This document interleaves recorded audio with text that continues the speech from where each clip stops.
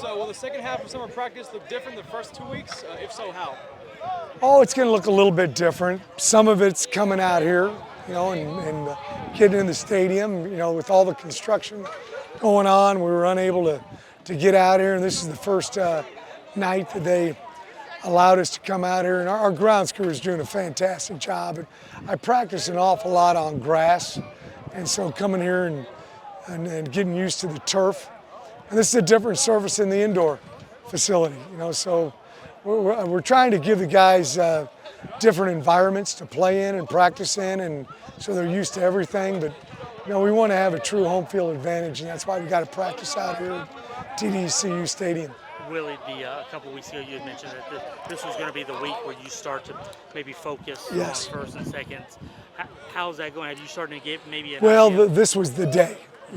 Tomorrow's a 2-hour day, and then we're going to go Thursday, Friday, Saturday, and then we start into regular school weeks after that. So, we're going to have a meeting tomorrow. The kids are off until tomorrow afternoon, and we're going to have a little meeting and kind of, I'll share my ideas and they'll share theirs, the coaches, and we'll, some guys will be moving up the depth chart, and I'm sure a few of them will be moving down.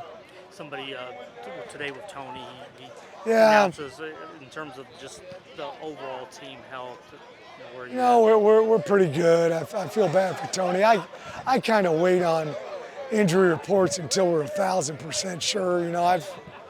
I've been head coach since '93, and we've had guys who've we thought they were injured, and 2 days later we found out they weren't injured. So until the doctor gets in there and opens them up and does it, I'm pretty slow to relay that message. But Steve Polk, another running back for us, he's going to be out for the season. He ruptured his Achilles, unfortunately, just on a cut over there on the grass. So it was one of those rare things that happen. Caleb McMickle is going to have surgery as well, one of our quarterbacks, and he's going to be out for the year also. So I never want anybody to get hurt. That's one of the only bad thing about football. It's such a tough sport. It's unlike any other sport. You got to be tough in any sport that you play, but football is a whole level different than other sports, and this is the tough part about it. So these guys will work hard and they'll come back. Yesterday at practice, Donovan didn't throw as much. He throws today than he has tomorrow off. Is that sort of a we got a little pitch count for him. He threw. He didn't throw all spring. He threw in the summer quite a bit, but never more than 4 days in a row. So we're having him shut him down a few times a week. And when you get into the season, the quarterback generally doesn't throw on Fridays and Sundays, so you got a couple days off there as well. But just precautionary. Yes. Yes. Anybody else? How important is it to have families come out on Saturday and get a chance to welcome them? Oh, it's great. It's like tonight we got our families, really the coaches and support staff and everybody else. I've been leaving about 5 in the morning and not coming home till 9:30. So I've hardly seen my wife. And some of the other coaches were the same way. So it was good. They had this morning off since we went tonight, so they take their kids to school, and they'll be able to do that tomorrow as well. So. Really being over here, you get a chance with your coaches to put them up in the box. Yes. How's the comm stuff then going? It's going all right. We still don't have our final headphones yet, so we're going to have those hopefully by the end of this week, and we'll practice with them a bunch. A lot of times we'll do it during practice, and we'll just have the coaches that are in the box staying far away from the guys that are on the field so you can get that work. But there's nothing like getting up in the press box, and I'm going to start doing some, headphone work as well. I need it too. Yeah, I've been doing this 33 years, but this is a new place, a new environment, new coaches, so I need to work on it too. Is it going to be a matter of, like lately, have you been using just the walkies? Yes, we do that when we do our walkthroughs inside, and then we're doing the helmet with the quarterback, and then we're doing walkie talkie from the sideline.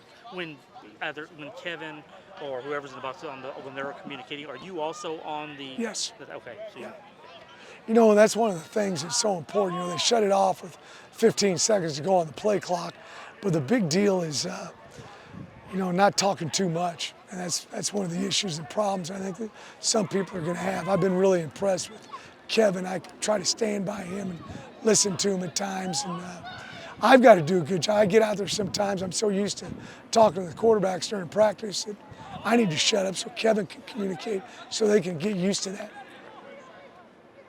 Anybody else? So what stands out to you as the biggest improvement since you've been working with the team? Oh, I just think learning how to practice. We got a whole bunch of new freshmen, some new transfer guys.